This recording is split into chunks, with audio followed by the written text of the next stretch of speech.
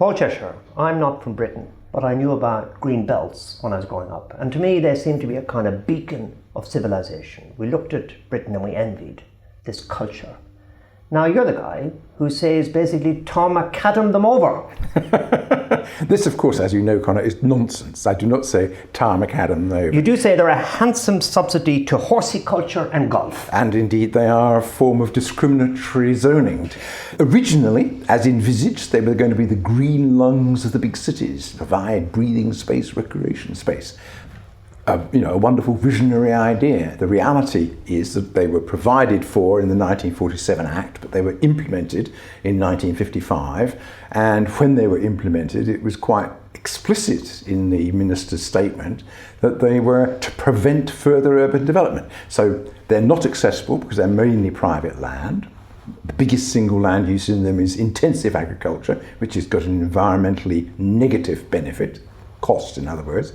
And there's no real amenity value in much of them. So what we need much more is not to have sort of regard for the designation, but for regard for the underlying reality. Are they environmentally substantial quality places? Is it an amenity? Is it providing an amenity for the public? If it is, don't build on it. But it fits a kind of British feeling of the rustic. We prefer, let's agree, that there is quite a serious housing problem in this country now. We prefer to be able to point to some oligarch or some rich second homer and say it's all their fault. You're making it difficult for us not to blame ourselves. Well, that's because we're to blame.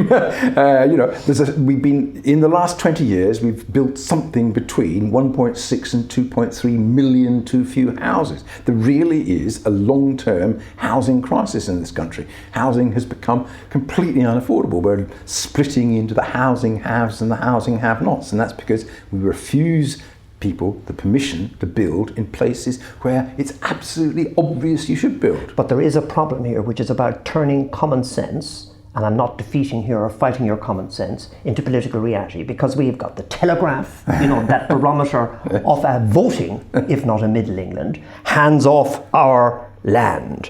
You've got a really good remark by Colin Wiles. The green belt is an ideological marginal line that must be defended at all costs. The political reality, what you call the kissing baby politicians, they're not going to do anything about the green belt. Until 2010, I was a member of an official body charged with being expert on housing and planning, and I couldn't say what was obviously true. I felt it was my job since 2010 to try to put into the public debate what are the facts, because the problem is not going to go away. Mm-hmm. It's going to get progressively worse. And the real choice is between sensibly, strategically and intelligently revising what we do and building on just a tiny proportion of the least environmentally attractive parts of the greenbelt on the one hand, or stumbling from crisis to crisis so the whole system falls apart and we just have a free-for-all. So Help to Buy is a disaster from your Help to Buy is disaster. Disaster is too strong a word because it's only have a small effect. It's certainly a negative. It's like the Labour Party's proposals. Yes. What best thing you can say for them is they're not going to have that much difference. Another thing that happens to people in LSE, we've seen in Gearty Grillings in the past, their policy is implemented, but not as they wanted it. Now, supposing the government listened to you, you'd be back in 3 or 4 years here, and there would be no greenbelt, but there wouldn't be all the nice things that you say should happen in cities either. There'd be ribbon development, the capitalists would get hold of the land, all the sort of concessions that you would have got would have disappeared. That's a problem, isn't it? It is a problem, and indeed I could point to the community infrastructure levy as something which in some sense I had responsibility for. I was an advocate of impact fees. It got translated into the community infrastructure levy, which is really stupid.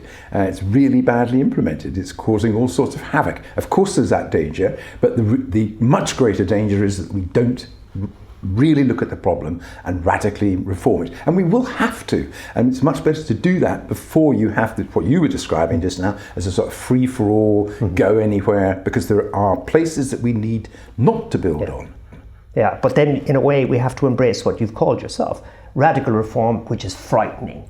Radical reform is frightening, but you can't have reform that will work unless you have radical reform. So the choice is between, we're between a rock and a hard place, and the rock is going to get more and more unpleasant unless we actually face the facts. Paul Cheshire, thank you so much for subjecting yourself to the Gearty grilling. You're very welcome, Conor.